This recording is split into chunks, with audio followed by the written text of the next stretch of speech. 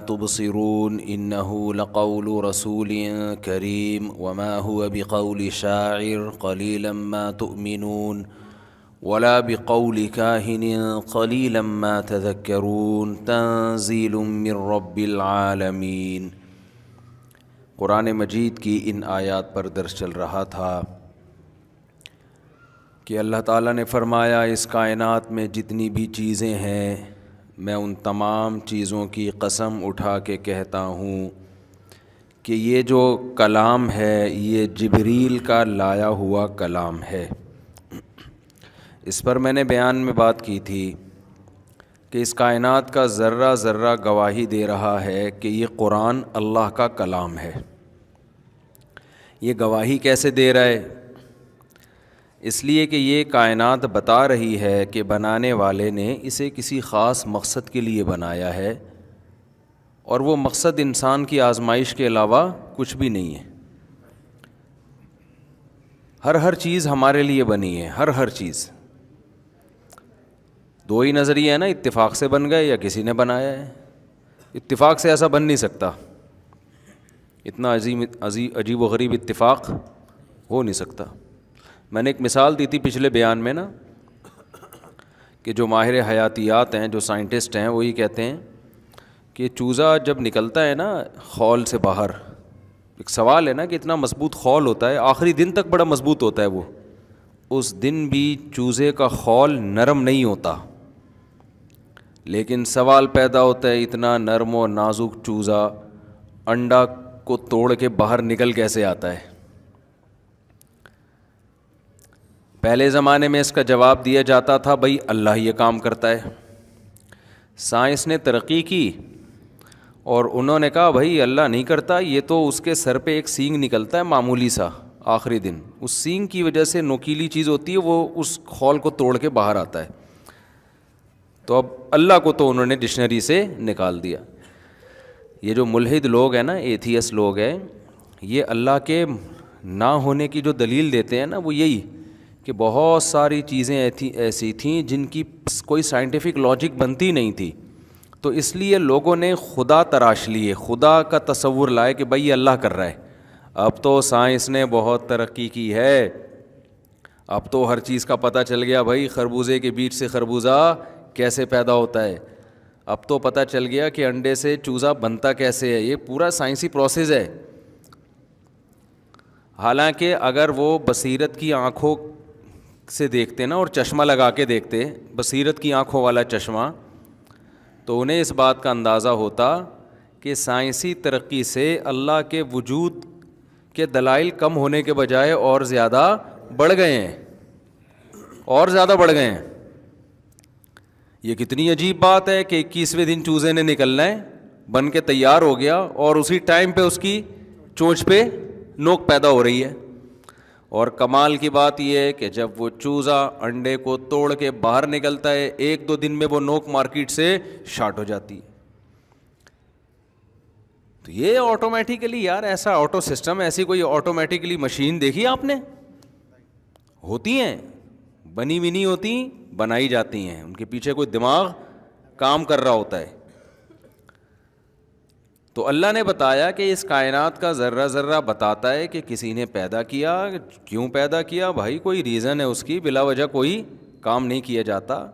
تو اللہ کہتا ہے میں وجہ بتاتا ہوں کیوں بنایا، لیبلوکم ایکم احسن عملا، تاکہ تم اچھا عمل کرو، برے عمل سے بچو، تمہاری آزمائش ہے، اچھا کرو گے تو جنت ملے گی، برا کرو گے تو جہنم میں جاؤ گے۔ اب بہت سے لوگ کہتے ہیں کہ جنت کہاں ہے، جہنم کہاں ہے؟ تو اللہ کہتے ہیں جس خدا نے یہ چیزیں بنا دی ہیں، کیا وہ جنت اور جہنم نہیں بنا سکتا؟ آپ کہہ سکتے ہیں جی ہماری تو دسترس میں ہے ہی نہیں، ہمارے تو حواس اس کو کیچ ہی نہیں کر پا رہے ہیں۔ تو بھائی یہ کس نے دعویٰ کر دیا کہ سب کچھ انسان کی دسترس میں آ چکا ہے؟ اب تک جو علم انسان کو حاصل ہوا ہے، جو سائنسی ترقی ہوئی ہے، یہ علم ان چیزوں کے مقابلے میں بہت کم ہے جو چیزیں انسان کو معلوم نہیں ہیں۔ جو معلوم نہیں ہے نا، ان کے مقابلے میں یہ بہت کم ہے۔ تبھی قرآن کہتا ہے وما اوتیتم من العلم الا قلیلا، کہ تمہیں علم بہت تھوڑا دیا گیا ہے، بہت تھوڑا.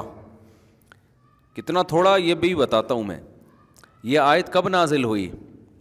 یسألونک عن الروح، لوگوں نے آ کے نبی صلی اللہ علیہ وسلم سے سوال کیا، یا رسول اللہ روح کسے کہتے ہیں؟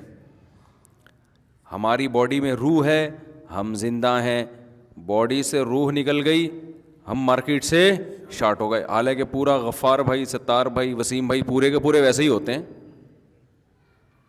اب یہ روح کیا ہے؟ حیات کیا ہے؟ حیات کو اب تک ایکسپلین نہیں کیا جا سکا ہے. انسان سمجھ ہی نہیں پائے یہ زندگی ہوتی کیا ہے. یہ جو ڈاکٹر سے کسی سے آپ پوچھ رہے ہیں وہ خود نہیں ایکسپلین کر سکتا، ڈیفائن کر سکتا کہ پتہ نہیں کیا ہے یہ، بس ہے بس. میں اکثر ایک بات بتاتا ہوں نا، بچہ جب ماں کے پیٹ میں ہوتا ہے نا تو ڈاکٹر کہتے ہیں جب اس کا ہارٹ چلنا شروع ہو جائے تو اس کو وہ زندگی سے تعبیر کرتے ہیں. میں نے ایک ڈاکٹر سے یہ بات سنی ہے کہ ہارٹ حرکت کرتا ہے تو بلڈ سرکولیٹ کرتا ہے اور دماغ میں بلڈ جاتا ہے جس سے کرنٹ پیدا ہوتا ہے دماغ میں، اور اس کرنٹ کے ذریعے دل حرکت. ابے آئنسٹائن فرما کے چلے گئے نا، آئنسٹائن. یہ لوگ اپنے سائنسدانوں کے نظریات ہی کو پڑھ لیں نا تو خدا سمجھ میں آ جائے گا. لیکن جب انسان کی بصیرت کی آنکھیں اندھی ہو جاتی ہیں نا، اندھی ہو جاتی ہیں بصیرت کی آنکھیں، تو سائنس کے جو 2 اور 2 4 کی طرح ایکویشنز ہیں نا، جو خدا کے وجود کا بہت بڑا ثبوت ہیں، انہی سے خدا کی نفی کر رہے ہوتے ہیں بیٹھ کے. آئنسٹائن نے کیا فرمایا تھا؟ E=mc². یہ میں ایکویشن بھول گیا تھا اصل میں. تو پھر مجھے کئی اپنے کوئی شاگرد انجینئر، میں نے کہا وہ کون سی ایکویشن تھی یار، مجھے یاد نہیں آ رہی. وہ آئنسٹائن نے کچھ فرمایا تھا، اس نے کہا وہی ہے. میں نے کہا پھر مجھے یاد آ گیا. تو انرجی جو ہے وہ ماس کو روشنی کی اسپیڈ کے اسکوائر سے ضرب دیا جائے، ماس کو ضرب دیا جائے روشنی کی اسپیڈ کے اسکوائر سے. تھوڑی بہت فزکس ہم نے بھی پڑھی ہے، اتنے فارغ ہم نہیں ہیں جتنا لوگ ہمیں سمجھتے ہیں. یہ تو علوم اتنے دلچسپ ہیں نا کہ اگر اسکولوں میں ٹیچر صحیح طرح سے پڑھائیں اور پڑھائی کا صحیح سسٹم ہو تو فزکس، کیمسٹری، بایولوجی اور ٹریگنومیٹری وغیرہ یہ اتنے دلچسپ علوم ہیں کہ اس میں ڈنڈے مار مار کے نقل کر کے امتحان پاس کرنے کی ضرورت ہی طلبہ کو نہیں رہے گی. تو اتنے، لیکن پڑھانے والے کا مسئلہ بھی ہوتا ہے بعض دفعہ. وہ پتہ نہیں کس طریقے سے پڑھا رہے ہو، دلچسپی نہیں ہوتی پھر اس میں. پھر ہم کیا کرتے تھے، جیسے مارم پیٹی تو کھیلا کرتے تھے، تو ایک پروجیکٹائل حرکت ہوتی ہے نا، موشن ہوتی ہے، موشن کے اس میں تو آپ اتنی اسپیڈ سے یوں کر کے پھینکیں. اب ہمیں ہاتھ کی اسپیڈ تو پتہ نہیں تھی کہ ہم کتنی اسپیڈ سے پھینک رہے ہیں. اینگل پتہ چلتا تھا کہ 45 سے اینگل سے جائے گی نا کوئی چیز تو اتنا دور جائے گی. تو آپ فاصلہ ناپو، پتھر کتنا دور گرا ہے، تو اس فاصلے اور اینگل سے آپ اپنے ہاتھ کی فورس کا اندازہ لگا سکتے ہو. یہی کیلکولیشن ہوتی ہے نا. تو میں آئنسٹائن کے بارے میں عرض کر رہا تھا کہ سائنسدانوں ہی کو پڑھ لیا جائے نا اگر، تو سائنسدانوں کی ایکویشنز 2 اور 2 4 کی طرح گواہی دے رہی ہیں کہ یہ کائنات خود بخود نہیں بن سکتی. انرجی کنورٹ ہوگی ماس میں یا ماس کنورٹ ہوگا انرجی میں. سمجھ رہے ہو؟ ایسا نہیں ہو سکتا کہ 0 سے انرجی آ جائے یا 0 سے مادہ آ جائے، یہ نہیں ہو سکتا. سمجھتے ہو کہ نہیں سمجھتے؟ یہ تو جو ہو گیا تو اس کے بعد اب سائنسدان دیکھ کے کہہ رہے ہیں یہ بن سکتا ہے، یہ بن سکتا ہے. اس کی مثال ایسے ہے جیسے میں نے مرغیاں پالی ہوئی ہیں، مجھے پتہ ہے انڈے سے چوزا نکلتا ہے، چوزے سے چوزا مرغی بن کے پھر مرغی سے انڈا نکلتا ہے. تو اب مجھے بتاؤ، میں بھی سائنسدان بن گیا، مشاہدے کی بیس پہ جو بھی ایک اصول اور ضابطہ آپ نکالیں گے جو گراؤنڈ ریئلٹی پر مشتمل ہو، وہی سائنس ہے نا. اور کیا ہے سائنس؟ تو میں نے چھوٹا سائنسدان آپ کہہ سکتے ہیں، سائنسدان بن گیا. میں نے مشاہدے کیے، کئی سال تجربے کیے کہ انڈا بغیر مرغی کے نہیں پیدا ہو رہا اور مرغی بغیر انڈے کے پیدا نہیں ہو رہی. کئی سال تجربے لیب میں لے گیا مرغیوں کو، جنگلوں میں گیا, ساؤتھ افریقہ میں, زیمبیا میں, ادھر آسٹریلیا میں, یار انڈا بغیر مرغی کے, بشرطے کہ مرغی کا انڈا ہو. آپ کہہ سکتے ہیں مور کا انڈا تو بغیر مرغی کے آ رہا ہے. پورے جو ہے نا تجربے کرنے کے بعد, ایکسپیریمنٹ کرنے کے بعد ایک میں نے لا وضع کیا, ہر وہ انڈا جو انڈا ہے اور مرغی کا ہے وہ مرغی سے ہی پیدا ہوگا. بھائی چلیں سادہ سی ایکویشن ہے نا, یہ فارمولا ہے نا, سادہ سا لا ہے نا, تو لا تو چاہے سادہ ہو یا پیچیدہ ہو, لا میں یہ دیکھا جاتا ہے کہ ہے یا صحیح ہے کہ غلط ہے. لا میں یہ دیکھا جائے گا کہ یہ پھینک رہا ہے یا واقعی ایسا ہے.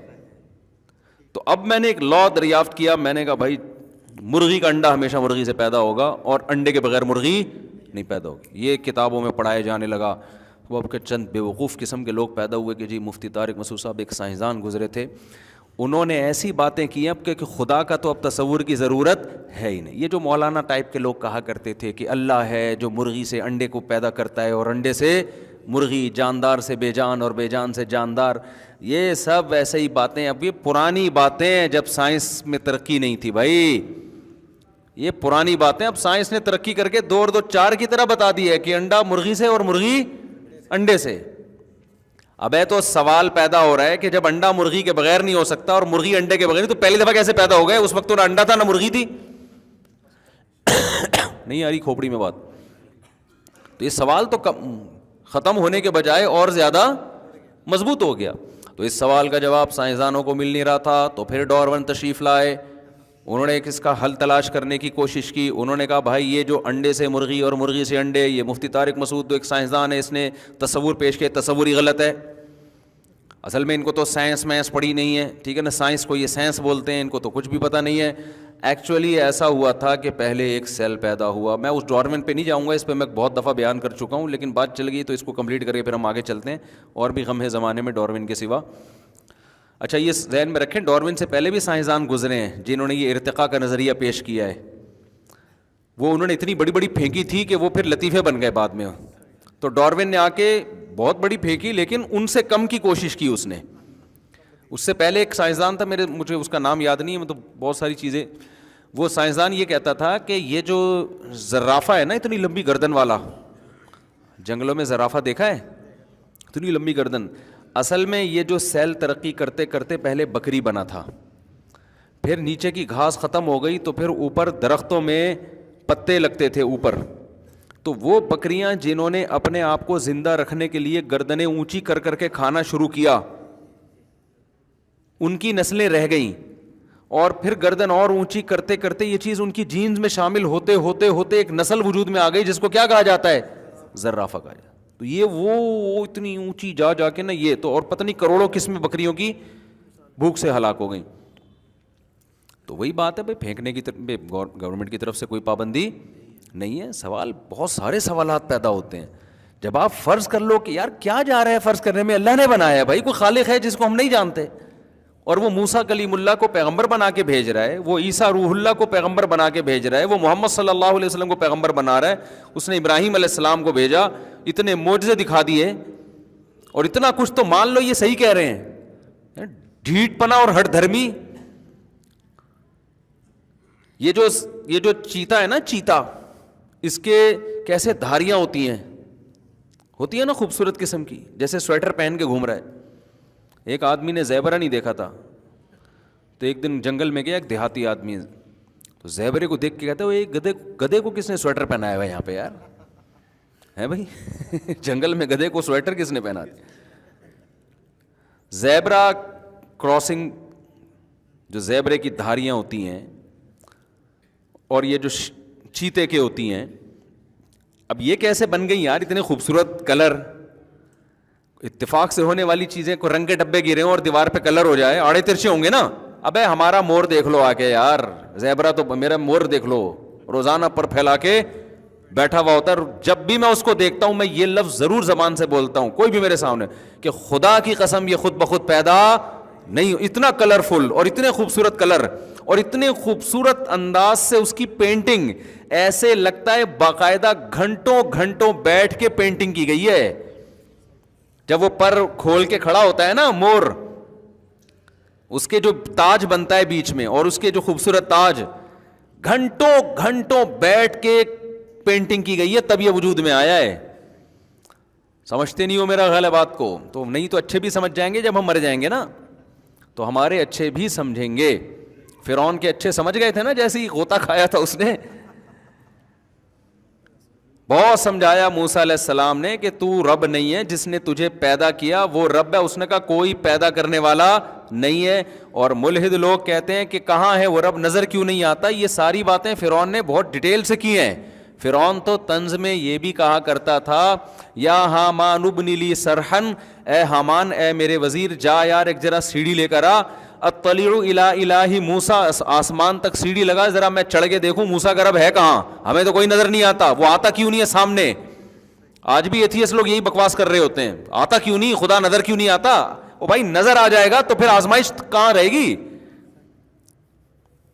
نظر آ گیا تو پھر تو فرشتوں کو تو اللہ نے دل میں یقین ڈال دیا نا، وہ تو برائی کرتے ہی نہیں ہیں. آزمائش یہی ہے نا کہ کھوپڑی استعمال کر کے خدا پر ایمان لے کر آؤ، ظاہر پرست مت بنو.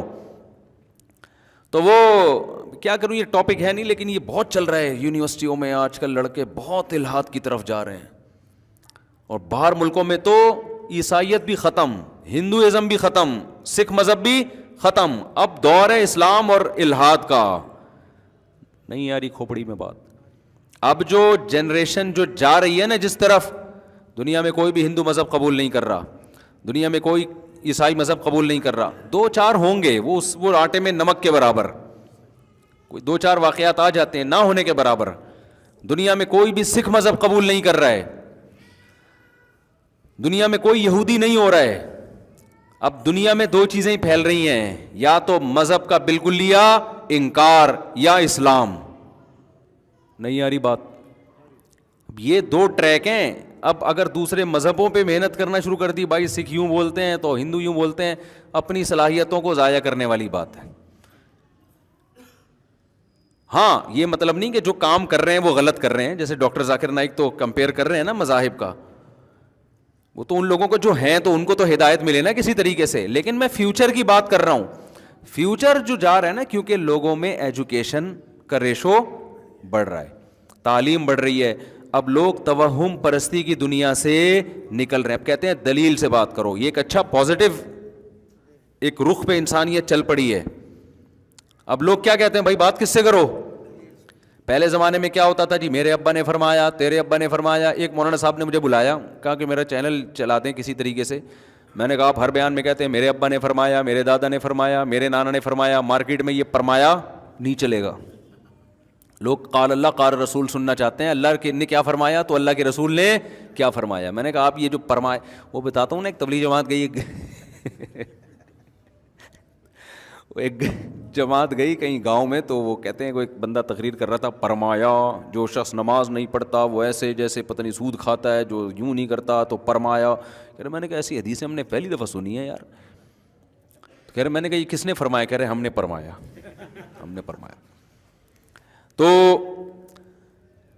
دنیا نا دو ٹریک پہ چل پڑی ہے. فیوچر نئی جنریشن جو ہے، اگر نئی جنریشن میں کوئی مذہب پہ مضبوط ہے تو اس کی اگلی والی گئی کام سے. تو اس لیے میں زیادہ تر یہ الحاد پہ بہت بولتا ہوں کہ یہ عقل کے بالکل کیا ہے، خلاف ہے. کیونکہ ان کا جو دعویٰ ہے نا، جو ملحد لوگ ہیں ان کا دعویٰ بڑا اٹریکٹیو ہے. دعویٰ کیا ہے؟ بہت ہی اٹریکٹیو، کہ ہم سائنس کو مانتے ہیں اور سائنس مشاہدات کے علم کا نام ہے. یقینی چیز ہوگی تو مانیں گے، جب تک وہ ثابت نہیں ہوگی لیب میں، تجربوں میں، ہم اس کو نہیں مانیں گے. ایسی پکی باتوں پہ زندگی کی بنیاد کھڑی کی جا سکتی ہے.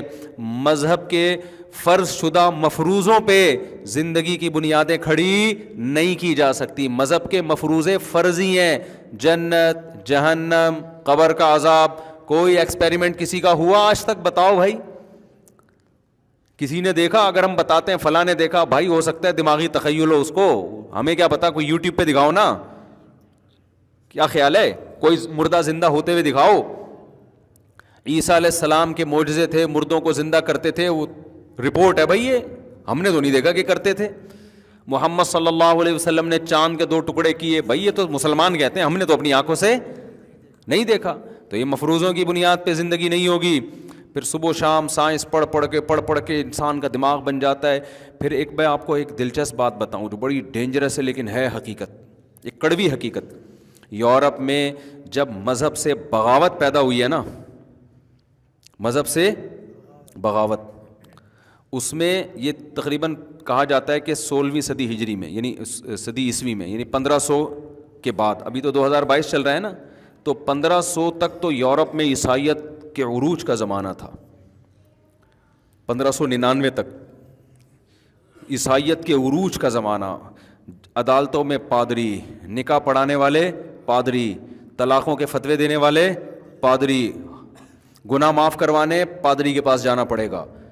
بادشاہ سلامت کے دربار میں پادری کا وجود ضروری تھا، وہ پادری سے مشورے لیے بغیر نہیں چل۔ یہ عیسائی اسٹیٹس تھیں۔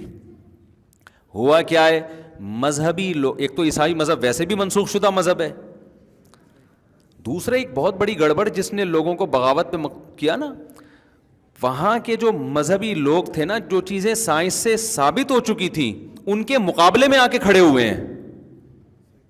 نہیں آئی میرا خیال ہے بات سمجھ میں؟ جو سائنسی تحقیقات ثابت شدہ تھی نا، ان کے مقابلے میں آ کے کھڑے ہو گئے، حالانکہ وہ مذہب کے دائرے میں وہ چیزیں نہیں آتی تھیں، وہ اس میں ان کو ٹانگ اڑانے کی اجازت نہیں تھی۔ ہر چیز میں نا، ہر چیز میں جس چیز کا مذہب سے براہ راست تعلق نہیں بھی ہے، اب مثال کے طور پر گردے کی جو پتھری نکلے گی، کون سی دوا کھانے سے نکلے گی، اس کا مولوی صاحب سے کوئی تعلق ہے؟ تو میڈیکل سائنس بتائے گی نا۔ سورج زمین کے گرد گھوم رہا ہے یا زمین سورج کے گرد گھوم رہی ہے، یا مشرق سے نکلتا ہے مغرب سے نکلتا ہے، یا چاند گردش کیسے کرتا ہے، یہ تو زمینی حقائق ہے نا، زمین گول ہے کہ چپٹی ہے، اس کا مذہب سے براہ راست کوئی تعلق نہیں ہے۔ اب انہوں نے کیا کیا کہ ہر فیلڈ میں نا کہ ہم چما دیگرے نیست، اس کا رزلٹ یہ نکلا کہ آہستہ آہستہ مذہب سے بغاوت ہونا شروع۔ جو لبرل طبقہ تھا نا، جو کسی حد تک مذہب سے محبت کرتا تھا، پادریوں کی اس قسم کی حرکتیں دیکھ دیکھ کے اس کو مذہب سے نفرت ہونا شروع ہو گئی۔ اور پھر پادریوں میں سب کی بات نہیں کر رہا، بہت بڑی تعداد ایسی تھی جو نکاح سے دور بھاگتے تھے کہ ہم نے اپنے آپ کو عیسائیت کی تبلیغ کے لیے وقف کر دیا ہے، ہم شادی نہیں کریں گے۔ شادی نہیں کرتے تھے، پکڑے جاتے تھے، پھر وہ سمجھ رہے ہیں نا، چرچوں میں یہ کام ہونا شروع ہو گیا، اس سے بھی ان کا امیج بہت زیادہ خراب ہوا۔ تو آہستہ آہستہ لوگوں نے کہا بھائی یہ مذہب سے، یہ مذہب ہی غلط ہے، اور ایسی جان چھڑائی کہ ایسے انتہا پہ جا کے کھڑے ہوئے ہیں نا کہ اب ان کو محسوس ہو رہا ہے کہ یہ ہم نے مذہب سے بغاوت کر کے کیا اپنے سوسائٹی کا حشر کیا ہے، لیکن آئے کیسے اس کی طرف؟ تو اسلام میں بھی یہ ہوا ہے کہ بہت سے، کیونکہ اسلام دین آخری دین ہے نا، اور رسول اللہ صلی اللہ علیہ وسلم نے فرمایا میری امت گمراہی پہ کبھی جمع نہیں ہوگی۔ عیسائی مذہب تو ایسا تھا کہ اس کے بعد تو نئے پیغمبر نے آنا تھا، اور محمد صلی اللہ علیہ وسلم آ گئے تو اللہ نے اعلان کر دیا اب دین اسلام ہے، اب اللہ عیسائیت کا ذمہ دار نہیں ہے، اب اللہ اسلام کا ذمہ دار ہے، اور نیا نبی نہیں آئے گا، اسلام محفوظ رہے گا، اور اس کی حفاظت کا ذمہ ایسے اللہ نے لیا کہ حدیث میں آتا ہے کہ امت اب گمراہی پہ جمع نہیں ہوگی، یعنی اس امت کے سارے مذہبی رہنما علماء گمراہ نہیں ہو سکتے۔ لیکن یہ بات تو درست ہے کہ سارے گمراہ نہیں ہیں، مگر حدیث میں یہ نہیں ہے کہ سارے ہدایت پر بھی ہو سکتے ہیں، یہ کہیں بھی نہیں ہے حدیث میں۔ جو مشاہدہ بتا رہا ہوں نا، بہت سے لبرل لوگ جو مذہب پہ آنا چاہتے تھے، بعض متشدد علماء کا رویہ دیکھ کے ان کے ایسے فتوے جو اس زمانے سے بالکل میچ ہی نہیں کرتے، وہ دیکھ کر وہ دین سے پیچھے ہٹے ہیں۔ نہیں آ رہی میرا خیال ہے بات سمجھ؟ وہ دیکھ کے وہ دین سے پیچھے ہٹے ہیں۔ اب وہ اس کی میں زیادہ ڈیٹیل میں جاؤں گا تو کلپ بننا شروع ہو جائیں گے، پھر لوگ وہ فلانا مولانا کا کلپ لگائیں گے، دیکھو مفتی صاحب اس کے خلاف بات کر رہے ہیں، میں اس کی زیادہ ڈیٹیل میں نہیں جا رہا۔ لیکن دینی طبقے کی یہ بہرحال ذمہ داری ہے کہ وہ ان چیزوں کا جن کا میڈیکل سائنس سے تعلق ہے، جن کا سائنسدانوں سے تعلق ہے، اور مذہب نے اس کے بارے میں خاموشی اسی لیے اختیار کی ہے کہ بھائی اس میں کوئی بھی نظریہ رکھ لو، اس میں مذہب کو زبردستی داخل کرنے کی کوشش نہ کریں, ہر جگہ رکاوٹ نہ بنے آپ. ہم نے جب دیگر علماء کو دیکھا, بہت سارے حضرات کو دیکھا, جب ان کے ساتھ بیٹھے تو ہمیں پتہ چلا بھائی اصل تو یہ ہے. تو چند دیکھ کے چاول کو دیکھ کے اندازہ نہیں لگانا چاہیے. چند مولوی فراڈی ہوتے ہیں, ان کو دیکھ کے لوگ اندازہ لگا لیتے ہیں کہ یار یہ سارے ایسے ہوں گے. ایسا نہیں ہے. آپ چلیں پھریں تو بہت سے مولوی آپ کو ایسے خاندانی ملیں گے. پھر ہمیں خاندانی جیسے مولویوں میں ملے نا, ہمیں عام طبقے میں ایسے خاندانی لوگ اب تک تلاش کے باوجود نہیں ملے. اتنے خاندانی ہے تو ہوتے ہیں عام طبقے میں بھی, اتنے خاندانی نہیں ہوتے. تو اس لیے یہ جو جذباتی تقریریں ریاست کے اگینسٹ, بغاوت, خلافت کے نام پہ اور اس طرح کی چیزیں, یہ چورن منجن بکتے بہت جلدی ہیں. لوگ کہتے ہیں حق پرست ہے, لیکن ان کا جو آگے چل کے رزلٹ نکلتا ہے وہ رزلٹ اچھا نہیں ہوتا. اچھا بات چل پڑی ہے تو ایک اور میں وضاحت کر دوں. 1-2 ہفتے پہلے میرا بیان گیا کہ حدیث میں آتا ہے کہ تم پر کوئی پچکے ہوئے سر والا بھی مسلط ہو جائے نا تو بھی اس کے خلاف بغاوت مت کرو. تو بعض لوگوں نے میرے خلاف کلپ چلایا کہ مفتی صاحب آدھی حدیث بیان کر رہے ہیں, پوری حدیث بیان نہیں کر رہے. پوری حدیث میں ما اقاموا فیکم کتاب اللہ, کہ جب تک وہ اللہ کی کتاب تم پہ قائم کریں, یعنی اگر وہ اللہ کی کتاب قائم نہیں کر رہے تو گویا اس سے یہ اخذ کیا جا رہا ہے پھر اس کے خلاف کیا کرو, بغاوت کرو. یہ بات درست ہے, بعض حدیثوں میں یہ ہے, لیکن بعض حدیثوں میں اس سے بھی زیادہ صراحت ہے کہ اگر تم پہ ظالم حکمران مسلط ہو جائیں. صحابی نے عرض کیا یا رسول اللہ اگر مجھ پہ ظلم کریں, فرمایا وَإِن ضَرَبُوا ظَهْرَكَ, تمہاری پشت پہ کوڑے بھی ماریں پھر بھی اس اسٹیٹ کے خلاف تم نے بغاوت نہیں کرنی ہے. اس پہ لوگوں نے جو نیچے کمنٹس کیے ہوئے ہیں نا, وہ کمنٹس یہ کیے ہوئے ہیں کہ یہ مولانا میرے بارے میں کہ یہ اصل میں سرکاری مفتی ہے اور یہ لوگ دین کو قائم کرنا چاہتے ہی نہیں ہیں, یہ صرف اپنے نماز روزے میں لگے ہوئے ہیں. میں نے اس بیان میں کب کہا کہ ہم دین کو قائم نہیں کرنا چاہتے؟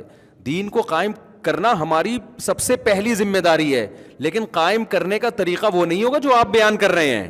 اس سے قائم ہونے کے بجائے رہا صحابی ختم. سوال پیدا ہوتا ہے پھر ریاست کو ٹھیک کیسے کریں, کہ اپنے حال پہ چھوڑ دیں؟ ہم اپنے حال پہ چھوڑنے کا کبھی نہیں کہتے. ہم کہتے ہیں ٹھیک کرنے کا وہ طریقہ اختیار کرو جو سوٹیبل ہو, اس کے سائیڈ ایفیکٹ کم سے کم ہیں. تو جہاں لڑائی ہے وہاں لڑو آپ, کس نے منع کیا؟ لیکن لڑائی کے لیے یہ ضروری ہے آپ کے پاس اتنی پاور, اتنی قوت, اتنی پاور اسباب کی دنیا میں ہو کہ آپ ریاست کا تختہ الٹنے کی طاقت رکھتے ہو, اتنی پاور آپ کے پاس ہو. لوگ کہتے ہیں نہیں ہے تو ہم جمع کریں, جمع کرنے کی طاقت ہو تو بھی کر لو, لیکن ریاست نہ آپ کو جمع کرنے دے گی اتنی ریاست, اور نہ آپ کو اتنا اسٹیبل ہونے دے گی کہ آپ ریاست کے اگینسٹ اٹھ کے بغاوت کر سکیں, کیونکہ کوئی ریاست اپنے اندر ریاست برداشت نہیں کرتی ہے. نہیں آ رہی میرا خیال ہے بات سامنے؟ دیکھو نبی صلی اللہ علیہ وسلم نے فرمایا من رأى منکم منکرا فلیغیرہ بیدی, تم میں جو شخص ہاتھ سے برائی کو روکنے کی طاقت رکھتا ہے وہ ہاتھ سے روک دے. آگے کیا فرمایا؟ فإن لم یستطع, اگر ہاتھ سے برائی کو روکنے کی طاقت نہیں ہے تو زبان سے. کیا مطلب؟ ایک اسٹیپ ایسا بھی آتا ہے جب ہاتھ کی طاقت نہیں ہوتی, تو ہاتھ کا مطلب ہاتھ نہیں ہے, تلوار بھی اس میں داخل ہے, ایٹم بم بھی اس میں داخل ہے, میزائل بھی اس میں داخل ہیں. تو ریاست کے اگینسٹ عوام کے پاس ایسی پاور ہوتی نہیں ہے کہ وہ اٹھ کے پوری ریاست کا تختہ الٹ دے. ادھر فوج کھڑی ہوگی, ٹینک ہوں گے, بڑے بڑے میزائل ہوں گے, ادھر آپ کے پاس غلیلیں بھی نہیں ہوں گی, اور جو 20 آدمی آپ کی تحریک میں آئے ان میں 10 ایجنسی کے لوگ ہوں گے, وہ آپ کو پکڑوانے کے لیے آپ کی تحریک میں شامل ہوئے ہوں گے. نہیں آ رہی میرا خیال ہے بات سمجھ میں؟ تو ایسی بات کرتے کیوں ہو جو گراؤنڈ ریئلٹی میں ممکن ہے ہی نہیں. فوراً مثالیں دی جاتی ہیں رسول اللہ صلی اللہ علیہ وسلم کی کہ آپ صلی اللہ علیہ وسلم نے جب جہاد کیا تھا تو گراؤنڈ ریئلٹی تھی 100% تھی. جب مکہ میں آپ 13 سال رہے, گراؤنڈ ریئلٹی کہہ رہی تھی کہ ابھی مت لڑو, آپ میں طاقت نہیں ہے, لہذا آپ 13 سال تک نہیں لڑے, کیونکہ بلال حبشی کے سینے پہ پتھر رکھے جا رہے ہیں, ان کو گرم ریتوں پہ لٹایا جا رہا ہے, وہ اپنا دفاع نہیں کر پا رہے, اور ان کو کہا جائے گا کہ اس ریاست کے اگینسٹ ہم نے مکہ میں خلافت قائم کرنی ہے. وہاں سے نبی نے ہجرت کی ہے, ہجرت کی ہے تو مدینہ میں بھی بغاوت نہیں کی ہے, اس لیے کہ مدینہ والوں نے آپ کا استقبال کیا, آٹومیٹکلی ریاست قائم ہو گئی. پھر زخمیوں کے علاج کے لیے ایک ریاست مل گئی, پھر اٹیک کرنے کے لیے ایک ریاست مل گئی, فوج مل گئی. تو تمام چیزوں, پھر جتنی لڑائیاں ہوئی دفاعی ہوئی ہیں کہ جو اٹیک کر رہا ہے اس کو روکو کسی طریقے سے, خود سے حملے نہیں کیے جا رہے. جب اتنا بڑا لشکر تیار ہوا ہے اس کے بعد جا کے آپ نے مکہ پہ اٹیک کیا ہے, اور ایک اسٹیٹ تیار ہوئی ہے, اسٹیٹ نے اسٹیٹ پہ اٹیک کیا ہے, 4 آدمی اٹھ کے نہیں اسٹیٹ پہ اٹیک کر رہے تھے. تو اب یونیورسٹیوں میں بعض دفعہ یہ ذہن بنایا جا رہا ہے لڑکوں کا کہ بھئی اپنی نماز روزے میں لگے رہو گے, اسٹیٹ کی دین کون قائم کرے گا, دین قائم کرنے کے پیچھے یہ پیغام چھپا ہوتا ہے. اور لڑکے ایک نیا امیر آئے, نیا کمانڈر آئے اور پورا نظام کیا ہو جائے. تو ایسا نہیں ہوتا, یہ اپنی صلاحیتوں کو ضائع کرنے. ہاں صحیح طریقہ کیا ہے کہ آپ کا ایک اسلامی کنٹری پہلے سے ہے, اس کے آئین میں یہ بات ہے کہ قرآن و سنت کے منافی کوئی قانون نہیں بنے گا. تو جب اس کے آئین آپ کا ساتھ دے رہا ہے تو گڑبڑ یہاں ہو رہی ہے کہ اسمبلی میں جو لوگ جا رہے ہیں, بیوروکریسی میں جو لوگ جا رہے ہیں, وہ اسلام پسند نہیں ہے. تو بھائی آپ تعلیمی نظام, جیسے ان لوگوں نے تعلیمی نظام پہ ناجائز قبضہ کیا ہوا ہے, آپ جائز قبضہ کر لو. آپ ایسی ٹیم تیار کرو بیوروکریٹس میں, وہ جب آگے جائے گی, ججز ہوں گے, فوج کے افسران ہوں گے, اس طرح سے آپ تبدیلی لے کر آؤ, ساری دنیا آپ کو ویلکم کرے گی. جو جامعۃ الرشید کر رہا ہے اور بھی دیگر ادارے کر رہے ہیں, آج نہیں 20 سال 30 سال کے بعد اس کا رزلٹ ظاہر ہوگا. یہ طریقہ سوٹیبل بھی ہے, اس میں خون خرابہ بھی نہیں ہے, اور ہر آدمی اس کو پسند بھی کرے گا. لیکن یہ طریقہ کیوں؟ اس لیے کہ یہ لانگ ٹرم ہے نا, ہم چاہتے ہیں آج رزلٹ نکل جائے. تو اس چکر میں ایسی فضول قسم کی باتیں, یہ کر دو, یوں کر دو, فلانا کر دو, ڈھمکانا کر دو, نتیجہ کیا نکلتا ہے؟ وہی جو میں بات لے کے شروع ہوا تھا نا, لبرل طبقہ مذہبی طبقے سے قریب آنے کے بجائے دور کے, یار یہ بڑے ڈینجرس لوگ ہیں بھائی, یہ جو اتنے اچھے اخلاق سے بات کر رہے ہیں, نائس ٹو میٹ یو, کوئی پتہ نہیں اس کی جیب میں بغاوت کا بم رکھا ہوا ہو, یہ ماحول بنے گا.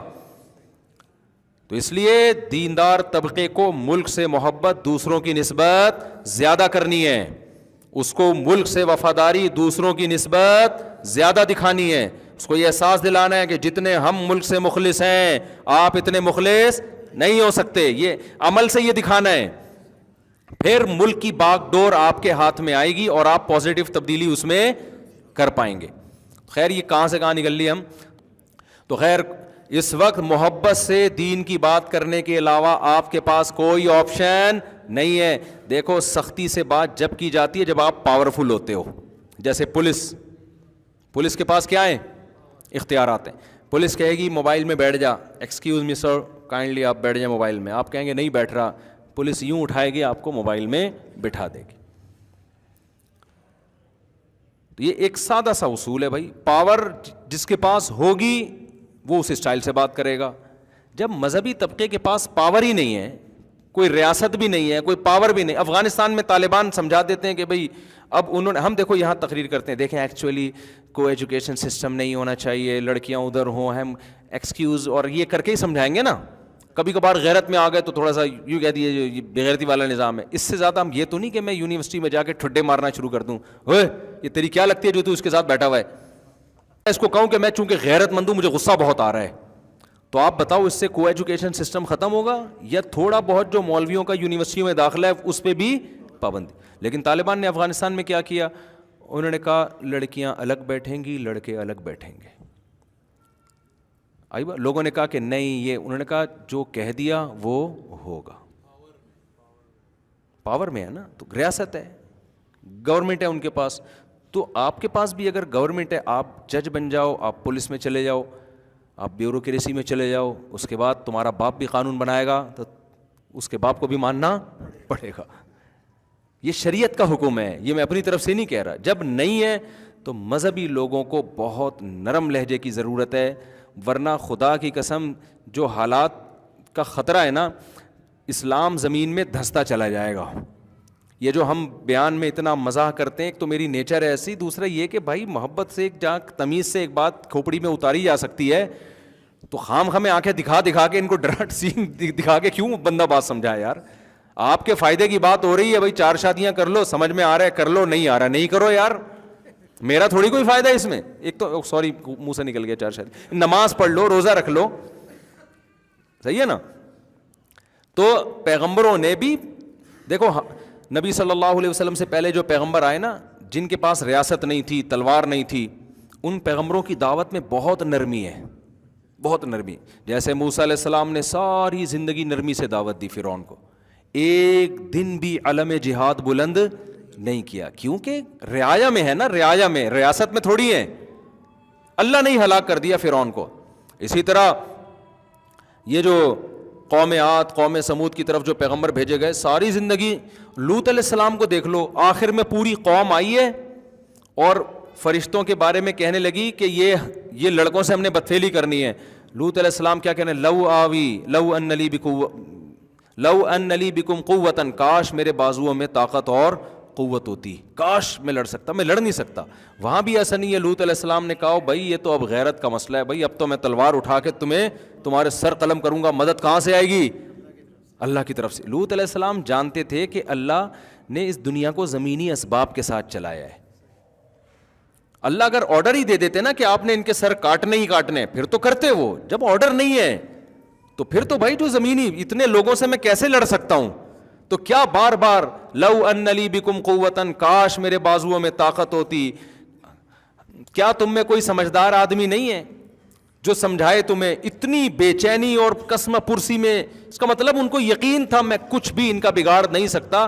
تو لوط علیہ السلام نے یہ نہیں کیا کہ اب میں تو لڑوں گا بھائی، میں تو بزدلی والا راستہ اختیار نہیں کروں گا، میں تو لڑوں گا.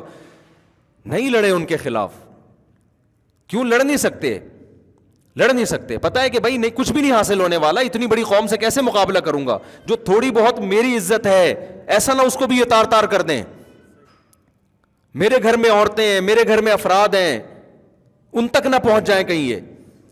تو اس لیے بس افسوس افسوس. اس سے صاف پتہ چلتا ہے ہمیں کبھی بھی ماحول تبدیل کرنے کے لیے، کبھی بھی انقلاب کے لیے وہ کام نہیں کرنا جو ہماری طاقت اور قوت سے زیادہ ہو. سمجھ رہے ہیں؟ پھر یہاں جب ایسی قسم پرسی میں اللہ نے دیکھا تو اللہ نے آسمان سے وحی نازل کی اور فرشتوں نے کہہ دیا کہ اے لوط، ہم انسان نہیں ہیں، ہم فرشتے ہیں اور یہ آپ تک پہنچ ہی نہیں سکتے ہیں. ہمارا تو دور کی بات، آپ تک بھی نہیں پہنچ سکتے یہ، اور اس قوم کو تباہ کر دیں گے. آپ فرار ہو جائیں یہاں سے، نکل جائیں اپنے اہل و عیال کو لے کے، آپ نکل جائیں یہاں سے. جیسے ہی نکلیں گے پیچھے سے عذاب آئے گا اس قوم پہ. سمجھ میں آ رہی ہے بات کہ نہیں آ رہی؟ تو بھائی گراؤنڈ ریئلٹی کو دیکھ کر فیصلے کیا کرو. استخاروں کی بھیٹ نہ چڑھاؤ اپنے فیصلوں کو. آج کل استخاروں کی بھیٹ چڑھا رہے ہیں، خوابوں کی بھیٹ چڑھا رہے ہیں. کسی کو کوئی اچھا خواب آ گیا، اس کی بیس پہ فیصلے کر بیٹھتا ہے وہ، اور پھر نقصان ہوتا ہے. گورا جو اتنی ترقی کر رہا ہے نا، مادی ترقی جو اس نے کی ہے، وہ استخارے نکال کے نہیں کی ہے. استخارے میں نکلتا ہی نہیں ہے کچھ بھی.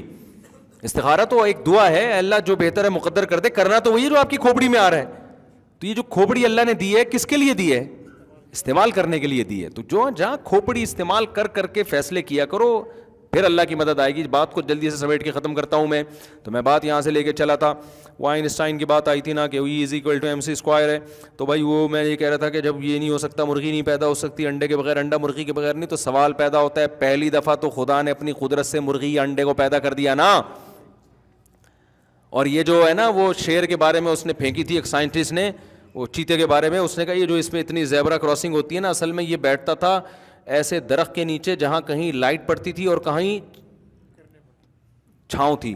تو کئی سالوں تک بیٹھ کے نا اس کے ڈیزائن بن گیا. تو پھر وہ اس کی جیند میں پھینکتے رہو. کوئی، آپ تو ہنس رہے ہیں نا. جب یہ سائنسدان نے یہ باتیں کی تھی تو لوگ سبحان اللہ کہہ رہے تھے، واہ کیا تھیوری پیش کی ہے اس نے. سمجھتے ہو کہ نہیں سمجھتے؟ تو ڈارون نے بھی یہی کام کیا کہ اس نے بولا یار یہ خود بخود تو ہو نہیں سکتا. تو ایک سیل وجود میں آیا تھا، اس سیل سے یہ کروڑوں خربوں چیزیں ڈیزائن ہوئی ہیں. حالانکہ اس سیل کا وجود، ایک سیل اتنی پیچیدہ اکائی ہے نا، یونٹ ہے، خربوں سال میں بھی وہ آٹومیٹیکلی خود سے وجود میں آ نہیں سکتا. اور آیا ہوگا تو ضائع ہو گیا ہوگا. وہ آنے کے بعد اس کا اپنے آپ کو زندہ رکھنا کتنا مشکل کام. اور زندہ رکھنے کے بعد پھر ایک سیل سے 2 سیل، 2 سے 4 ایسے سافٹ ویئر اس میں انسٹال ہو جائیں کہ خوراک ملے اور یوں ہو، اور پھر یوں ہو کے نباتات بھی بن جائیں، پودے بھی بن جائیں، اور گلاب کا پھول بھی، چنبیلی کا پھول بھی، رات کی رانی بھی، اور انسان بھی، غفار بھائی بھی، ستار بھائی بھی، وسیم بھائی بھی، اور جناب اتنی ساری عورتیں وجود میں آ گئیں. پھر یہ پھینکنے پر خدا کی قسم گورنمنٹ کی طرف سے پابندی نہیں ہے. یہ ایسے موقع پہ ہی سوٹ کرتا ہے. تو بات پھر میری وہ ساری اسی پہ آگے ختم ہو گئی. تو بھائی قرآن کیا کہہ رہا ہے؟ اللہ نے اس کائنات کو بنایا ہے، کائنات کا ذرہ ذرہ بتا رہا ہے. یہ بنی نہیں ہے بلکہ بنائی گئی ہے. اللہ کہتے ہیں کائنات کا ذرہ ذرہ یہ بھی بتا رہا ہے کہ جس نے بنایا ہے بے مقصد نہیں بنایا. اللہ کہتے ہیں تم بتا دو کیوں بنایا. ہم کہتے ہیں ہمیں تو نہیں پتا کیوں بنایا. اللہ کہتے ہیں ظاہر ہے جس نے بنایا ہے وہی بتائے گا کہ کیوں بنایا. تو وہ بتاتا ہے لیبلوکم ایکم احسن عملا, تاکہ تمہیں پتہ چل جائے. اللہ جاننا چاہتا ہے تم میں اچھا عمل کون کرتا ہے. تو یہ باتیں قرآن کے علاوہ کسی کتاب میں لکھی بھی نہیں ہے. تو اللہ کا بندوں سے رابطہ جو ہے نا, کنیکشن, وہ قرآن کے علاوہ کسی اور کتاب کے ذریعے ہے ہی نہیں. باقی کتابیں پڑھو تو لگتا ہی نہیں کہ اللہ کا کلام ہے. یہ جو کتاب ہے نا قرآن, یہ اپیل کر رہی ہے نیچر کو, یہ بتا رہی ہے کہ بھئی یہ اللہ ہی ایسی باتیں کر سکتا ہے. پھر اے اللہ اچھے عمل کی ڈیفینیشن کیا ہے, برے عمل کی ڈیفینیشن کیا ہے. اللہ اچھے کو بھی ایکسپلین کرتا ہے. قرآن میں جو حلال حرام کے احکامات ہیں, شراب اچھی بری چیز ہے, سود بری چیز ہے, زنا بری چیز ہے, اور ماں باپ کی نافرمانی بری, وہ پوری ڈیٹیل ہے نا. کتوں کو وراثت دینا بری چیز ہے. یوصیکم اللہ فی اولادکم, تمہاری وراثت اولاد میں جائے گی, حکومت کے پاس نہیں جائے گی, بینکوں میں نہیں بند ہوگی, بینک ہڑپ نہیں کر سکتا, بچوں میں جائے گی, بیوی میں جائے گی, بیوی کو اتنا, جو پوری ڈیٹیل. پھر نماز روزے کے احکامات, یہ ایسا اللہ اور بندے کا کنیکشن ہے نا قرآن کے ذریعے کہ یہ کنیکشن قرآن کے علاوہ کوئی اور کتاب کراتی نہیں ہے. تو قرآن کہہ رہا ہے کائنات کا ذرہ ذرہ جب غور کرو گے نا تو نتیجہ یہی نکلے گا کہ یہ کلام محمد صلی اللہ علیہ وسلم کا گڑھا ہوا کلام نہیں ہے, یہ اس خدا کا کلام ہے جس نے اس کائنات کو بنایا. سمجھ میں آ رہی بات؟ فلا اقسم بما تبصرون وما لا تبصرون انه لقول رسول کریم وما هو بقول شاعر. میں اگلی آیت پہ چلتا ہوں تاکہ ایسا نہ ہو بچپن سے جو آیت چل رہی ہے بڑھاپا بھی اسی پہ جا کے ختم ہو. تو اگلی آیت پہ آ جاتا ہوں. اللہ تعالیٰ فرماتے ہیں, تھوڑی دیر ٹھہر جاؤ میرے بھائی, اللہ تعالیٰ نے یہ نہیں فرماتے, یہ میں فرما رہا ہوں. اللہ تعالیٰ اذان ٹھہر جاؤ, 5 منٹ لیٹ اذان ہوگی. اللہ تعالیٰ فرماتے ہیں وما ہوا بقول شاعر, یہ کسی شاعر کا کلام بھی نہیں ہے. عرب کہتے تھے نا یار اس کلام میں اٹریکشن بہت ہے. ایک تو اس کے مضامین بڑے خوبصورت ہیں, پیارے ہیں, فطرت کو اپیل کرتے ہیں. تو اصل میں یہ مضامین اچھے نہیں ہیں. اس کا جو بات کرنے کا جو محمد صلی اللہ علیہ وسلم نے جو کلام پیش کیا نا, بعض دفعہ بات عجیب ہی غریب ہوتی ہے, لیکن اس کو پیش کیا اتنے خوبصورت انداز میں جاتا ہے کہ دل اس کی طرف مائل ہو جاتا ہے. تو یہ تو شاعر لوگ کرتے ہیں, تو یہ شاعر ہیں اصل میں. ایکچولی یہ کیا ہے؟ شاعر ہیں. تو ان کو کلام پڑھنا بڑی دسترس سے, بات ایسے خاندانی انداز سے کرتے ہیں کہ معاذ اللہ غلط بھی ہوتی ہے تو دل اس کی طرف مائل, حالانکہ وہ غلط ہوتی نہیں ہے. تو قرآن نے اس کا جواب دیا وما هو بقول شاعر قلیلا ما تؤمنون, تم بہت کم ایمان لے کر آتے ہو, یعنی تم ایمان لانا چاہتے ہی نہیں ہو. ورنہ غور کرو تو نہ شاعروں کے حالات ایسے ہوتے ہیں, نہ شاعروں کا کلام ایسا ہوتا ہے. سورہ شعراء میں اللہ نے اس کو اور تفصیل سے بیان کیا. اللہ فرماتے ہیں والشعراء یتبعهم الغاوون, شاعروں کی علامت کیا ہے؟ تم سروے کرو گے نا تو شاعروں کو فالو کرنے والے لوگ بھی شاعروں جیسے ہی عجیب و غریب ہوتے ہیں. وہ اتنے میچور نہیں ہوتے, ان کی زبان سے نکلنے والے کلام میں اتنی صداقت نہیں ہوتی. الم تر انہم فی کل وادی یہیمون وَيَقُولُونَ مَا لَا يَفْعَلُونَ, شاعروں کے جو دعوے ہوتے ہیں اس پر ان کا اپنا عمل نہیں ہوتا. شاعری تو ایک تخیلاتی دنیا ہے نا, رائی کا پہاڑ بنا دیا. تو محمد صلی اللہ علیہ وسلم نے آج تک کوئی ایسا کلام کیا جس پر خود عمل نہ کیا ہو, یا رائی کا پہاڑ بنا کے پیش کر دیا ہو؟ شاعر کیسی لمبی لمبی پھینک رہا ہوتا ہے, اپنی محبوبہ کی زلفوں کی تعریف کرے گا, آدمی کہے گا محبوبہ چھوڑ زلفیں لے جا بھائی تو گھر پہ. یہ ہوتا ہے کہ نہیں ہوتا؟ خالی زلفیں ہی لے جاؤ بھائی تو. کیا کچھ تعریف نہیں ہوتی نا شاعروں کے کلام میں. مبالغہ, جب تک مبالغہ آرائی نہیں ہوتی شعر نہیں بنتا. یہ تو شاعری کا ایک وصف ہے. تو اللہ کہتے ہیں ان کے کلام میں تمہیں کون سا مبالغہ نظر آ رہا ہے؟ جو ان کی جو باتیں ہیں کہ ماں باپ کے ساتھ اچھا سلوک کرو, ان کے سامنے اف نہ کرو, وبالوالدین احسانا وبذی القربى والیتامی والمساکین, اور سود کے احکام ہیں, اس میں وراثت کے احکام ہیں, نکاح طلاق کے احکام ہیں, حج کے احکام ہیں, نماز کی اوقات بیان کیے گئے ہیں. شاعروں کے کوئی اس طرح کا کبھی دیکھا آپ نے شاعروں کا کلام؟ تو شاعر تو مبالغہ آرائی کر رہے ہوتے ہیں.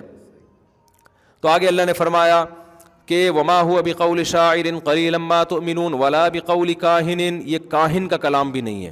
کاہن نہ ایسی باتیں کرتے تھے جو لوگوں کے مینٹل لیول سے اوپر کی. لوگ کہتے ہیں بھائی بہت پہنچے ہوئے لوگ ہیں بھائی اف، تو لوگ ان کی طرف مائل ہوتے تھے.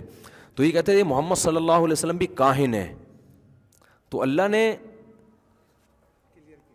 اس بات کو بھی واضح کیا کہ تم غور و فکر نہیں کرتے، نصیحت حاصل نہیں کرتے. اگر نصیحت حاصل کرو تو تمہیں پتہ چل جائے کہ محمد صلی اللہ علیہ وسلم کاہن اور جادوگر ٹائپ کی چیزیں ہوتی ہیں نا، پھینکنے والے لمبی لمبی. کاہنوں کے کپڑے گندے میلے اور دعوے سنگ دل محبوب آپ کے قدموں میں، یہ پڑھو گے یوں ہو جائے گا، یہ کرو گے یوں ہو جائے گا، پھینک رہا ہوتا ہے لمبی لمبی بیٹھ کے، اور اس کی باتیں لوگوں کی سمجھ میں آ ہی نہیں رہی ہوتی. یہی اس کا کمال ہوتا ہے. یار حضرت اتنے پہنچے ہوئے ہیں، پتہ نہیں کیا فرما رہے ہیں. آپ روحانی عاملوں کے ذرا یوٹیوب پہ ویڈیوز دیکھیں نا، دیکھیں نہیں ان کی ویورز بڑھتے ہیں اس سے، لیکن اگر کبھی نظر پڑ جائے نا تو آپ کی سمجھ میں کچھ بھی نہیں آ رہا ہوگا بولنا کیا چاہ رہا ہے. لیکن اسی کو لوگ سمجھتے ہیں بھائی یہ علوم ہیں. علوم ایک ہوتا ہے علم، ایک ہوتے ہیں علوم. بہت اوپر بہت پہنچے ہوئے ہیں یار، بہت پہنچے. یہ باتیں ہماری مینٹل لیول سے اوپر کی. تو اللہ نے فرمایا کہ محمد صلی اللہ علیہ وسلم کی تعلیمات الحمدللہ رب العالمین، یہ کلام ہے نا، تمام تعریفیں اس اللہ کے لیے جو تمام جہانوں کا پالنے والا، الرحمن بڑا مہربان، الرحیم نہایت رحم کرنے والا، مالک یوم الدین روز جزا کا مالک. یہ کون سا ایسا کلام ہے؟ موسیٰ علیہ السلام کا واقعہ، یوسف علیہ السلام کا واقعہ، قوم عاد کا. کوئی کاہن آج تک ایسا خوبصورت کلام نہیں لے کر آئے. کسی جادوگر کو لاؤ، تھوڑی دیر میں تمہیں باولا نہ ہو جاؤ نا اس کی باتیں سن سن کے، اتنے جنات جلا دیے. یہ کاہنوں کی یہ باتیں ہوتی ہیں. ایک آیا ہمارے جامعۃ الرشید کے استاد تھے، شکر ہے نکل گئے وہاں سے، وہ بھی پھینکنے جیسے عاملوں کے پاس بیٹھے تو لمبی لمبی پھینکنا شروع کر دی. ایک دن میرے ساتھ کھانے پہ بیٹھے، مجھے کہنے لگے ان پہ بھی جنات تھے، میں نے ہٹا دیے. میں نے کہا ان سے تو احترام میں نہیں بول سکا، بولنا چاہ رہا تھا تیرے باپ میں بھی طاقت ہے نا تو 2-4 دن ابھی لا کے دکھا دے تو خالی یہاں پہ فضول جنات بگائے تو نے. پھر ایک دن کہنے لگا میں نے 10 لاکھ جنات جلائے ہیں. میں نے کہا ہمارے یہاں گیس نہیں آ رہی ہے، چولہا جل نہیں رہا ہے، ایک ماچس کی تیلی جلانا مشکل ہو رہا ہے اور اس نے 10 لاکھ. اتنا پھینکوں تو ڈاروین بھی نہیں تھا بھائی. اور لوگ متاثر ہوتے ہیں کہ جن جلا رہے ہیں بھائی، جن جلا رہے ہیں بھائی. تو یہ پھینکوں ہیں، ان تلوں میں تیل نہیں ہے، ان کو آپ لفٹ نہ کراؤ بھوک سے مر جائیں. یہ حقیقت ہے. یہ تو ہمارے اور آپ کے عقیدت میں پیسے مل رہے ہوتے ہیں ان کو، ورنہ تو مر جائیں. اور اس میں بار بار کہتا ہوں دیوبندی بریلوی کا فرق نہیں کیا کرو کہ وہ تبلیغی ہیں تو وہ دیوبندی ہیں. سب ایک جیسے ہوتے ہیں، یہ ایک ہی جیسے ہوتے ہیں. یہ کوئی علم ہی نہیں ہے، علوم کہاں سے ہو گئے. تو اب کیا ہے کہ قرآن نے کیا کہا، ولا بقول کاہن. بھائی کاہنوں کی باتیں ایسی نہیں ہوتی. قلیلا ما تذکرون تنزیل من رب العالمین. اے اللہ پھر ہے کیا یہ؟ اللہ کہتے ہیں جو تمام جہانوں کا پالنے والا خدا ہے نا، اس کی طرف سے یہ نازل کردہ کلام ہے. مان لو کیوں اتنے ڈھیٹ بنے ہو. یہ اللہ کہہ رہے ہیں کہ اتنے ڈھیٹ کیوں بنے ہو، کہ کوئی کہہ رہا ہے یہ شاعر ہیں، کوئی کہہ رہے ہیں انہوں نے خود گڑھا ہے، کہہ رہے ہیں یہ ہو نہیں سکتا. تو اللہ کہہ رہے ہیں یہ کیوں نہیں ہو سکتا؟ اللہ اپنے بندوں میں سے کسی کو سلیکٹ کر کے اپنا کلام نازل کر دے، اس میں کیا خرابی ہے؟ تنزیل من رب العالمین. آگے ولو تقول علینا بعض الاقاویل لاخذنا منہ بالیمین ثم لقطعنا منہ الوتین. تم یہ کہہ رہے انہوں نے پورا کلام گھڑا ہے. اگر محمد صلی اللہ علیہ وسلم پورا کلام دور کی بات، ایک لفظ بھی ہماری طرف غلط منسوب کر دیتے، ہم ان کا دایاں ہاتھ پکڑ کے ان کی شہرگ کاٹ ڈال دیتے. ایسی سزا ملتی ان کو، چھوڑتے نہیں ہم. کیوں؟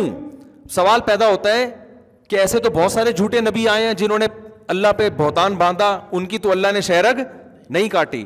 تو اس کو ایک مثال سے سمجھیں.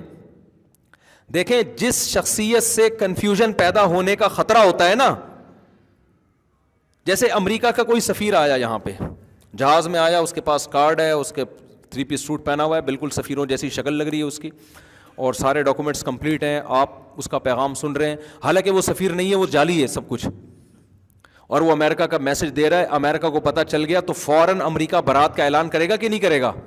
فوراً اس کو اریسٹ کرے گا کہ نہیں کرے گا؟ کیونکہ اس سے غلط فہمی ہو رہی ہے نا بھائی. اس کے پاسپورٹ بھی جعلی بنوایا ہوا ہے اس نے، لوگوں کو دھوکہ ہو رہا ہے. تو گورنمنٹ آف پاکستان کہے گی بھائی ہم تو آپ کا سفیر سمجھ کے اس کو ہم عزت دے رہے ہیں اور اس کی بات کو ہم سیریس لے رہے ہیں. تو اگر نہیں تھا تو آپ اعلان کرو نا. تو فوراً امریکہ اعلان کرے گا بھائی میرا کوئی سفیر وفیر نہیں ہے, یہ ایسی جعلی پاسپورٹ بنا کے آیا ہوا ہے, ایسی گندے نالے سے اٹھ کے آئے, کوئی اس سے میرا تعلق نہیں ہے, اور اس کو طبیعت سے سزا بھی ملے گی. لیکن اگر کوئی بھنگی اڑے جائے, دھوتی پہنی ہوئی ہے, بنیان پہنا ہوا ہے, جھاڑو ہاتھ میں, اسلام آباد جا رہا ہے, بولے میں امریکہ کا سفیر ہوں, میں کیا ہوں, امریکہ کا سفیر ہوں, حکومت پاکستان نہ تو اس کو لفٹ کرائے گی اور نہ امریکہ اس کی برات کا اعلان کرے گا. کیوں؟ گیٹ اپ سے لگی نہیں رہا کہ یہ کوئی سفیر ہے, ایویں کوئی پرینک کر رہا ہوگا, کوئی ڈرامہ کر رہا ہوگا. ہمیشہ اس کی نفی کی جاتی ہے جس کے گیٹ اپ سے, جس کے اسٹائل سے دھوکہ ہونے کا خطرہ ہو. محمد صلی اللہ, ہر پیغمبر کا اپنا ایک گیٹ اپ ہوتا ہے, وہ 3 پیس سوٹ اور ٹائی سے نہیں. پیغمبروں کی سیرت بے داغ, زندگی بھر کبھی انہوں نے جھوٹ نہیں بولا ہوتا, ان کی تعلیمات اٹریکٹ کر رہی ہوتی ہیں, نیچر کو اپیل کر رہی ہوتی ہیں. تو ایسی شخصیت جب اللہ پہ یہ کہنا کہ مجھ پر وحی نازل ہوتی ہے, ایسی شخصیت, تو کنفیوژن پیدا ہونے کا خطرہ ہے کہ ایسا تو نہیں کہ ہو رہی ہے کہ نہیں ہو رہی ہے. تو اس میں اگر کوئی ایسی شخصیت اگر اللہ پہ جھوٹ باندھے تاکہ لوگ کنفیوز ہونا شروع ہو جائے, پھر اللہ کے ذمے اللہ اس کو عبرت کا نشان بنائے. قادیانی استدلال کرتے ہیں کہ مرزا غلام احمد قادیانی بھی تو دعویٰ کیا تھا, تو وہ تو مرا نہیں. ہم کہتے ہیں نہ تو اس کا پیغمبروں والا گیٹ اپ تھا, اور دوسری بات یہ کہ جب اللہ نے اپنے پیغمبر کی زبان سے کہلوا دیا کہ میں خاتم النبیین ہوں, میرے بعد نبی نہیں ہے, تو اب اللہ ویسے کسی کا ذمہ دار نہیں ہے, چاہے بظاہر گیٹ اپ پیغمبروں والا ہی کیوں نہ ہو. کیونکہ اب کنفیوژن پیدا ہو رہی ہے تو تمہاری اپنی پیدا کردہ کنفیوژن ہے نا. نہیں یاری بات, یہ تو تمہیں اگر لگ رہا ہے کہ یہ پیغمبر ہے تو تمہارا اپنا دماغ کا فطور ہے. جب اللہ نے قرآن میں بھی کہہ دیا کہ خاتم النبیین ہے, آخری نبی ہیں, اور نبی اعلان کر دیا, پوری امت کا اجماع بھی ہو گیا. اب اگر کوئی بھی آگے دعویٰ کرتا ہے تو اللہ کے ذمے نہیں ہے کہ اس کی برات کا اعلان کرے, کیونکہ اللہ کہتا ہے اب یہ اس کو نبی ماننا یہ تمہارا فالٹ ہے, یہ میرا قصور نہیں ہے کہ میں اس کو سزا نہیں دے رہا. تو مرزا غلام احمد کا تو گیٹ اپ بھی پیغمبروں والا نہیں تھا, اس کی کتابوں سے ثابت ہوتا ہے کہ وہ شریف انسان ہی نہیں تھا, پیغمبر تو بہت دور کی بات ہے. تبھی جتنے ختم نبوت کے علماء ہیں نا, کبھی بھی وہ کہتے ہیں ہمیشہ قادیانیوں سے مناظرہ مرزا غلام احمد کی شرافت پہ کیا کرو, نبوت اگلی چیز ہے, وہ شرافت ثابت نہیں کر سکتے کہ شریف آدمی تھا وہ. تو یہ جب نہیں ہو سکتا تو نبوت تو اگلی چیز ہے. تو اور قادیانی زہر کا پیالہ پی لیں گے, مرزا غلام احمد کی شخصیت پہ کبھی آپ سے بحث نہیں کریں گے. یہ اصول یاد رکھیں. آپ کہیں کہ ہم یہ ثابت کریں گے کہ وہ شریف انسان نہیں تھا, تم نے ثابت کرنے کے شریف انسان تھا. تو جب وہ گیٹ اپ ہی شریف انسان ہی نہیں ہے, اس کی کتابوں سے ثابت ہو رہا ہے, تو جب گیٹ اپ ہی نہیں ہے تو جو مرضی بولتا رہے. ایسے ہی جیسے کوئی بھنگی اٹھ کے بولے میں امریکہ کا سفیر ہوں, امریکہ کا جاب ہے, میں کیوں اعلان کروں کہ یہ میرا نہیں ہے, اس کو پروٹوکول دینے والی بات ہو گئی نا پھر. تو قرآن کہہ رہا ہے محمد صلی اللہ علیہ وسلم کا ایسا گیٹ اپ ہے اور ایسی خوبصورت اور خوبصورت شخصیت ہے, اگر یہ پورا قرآن تو دور کی بات, ایک لفظ ہماری طرف غلط منسوب کر دیں تو ہم ان کو چھوڑیں گے نہیں, کیونکہ لوگ کنفیوز ہوں گے. یہ ہمیں سمجھانے کے لیے, حالانکہ نبی سے اس کا امکان تھا نہیں. لَأَخَذْنَا مِنْهُ بِالْيَمِينِ ثُمَّ لَقَطَعْنَا مِنْهُ الْوَتِينَ وَمَا مِنْكُمْ مِنْ أَحَدٍ عَنْهُ حَاجِزِينَ. پھر کوئی بھی اس عمل سے ہمیں نہیں روک سکتا. تو وقت ہمارا کمپلیٹ ہو گیا.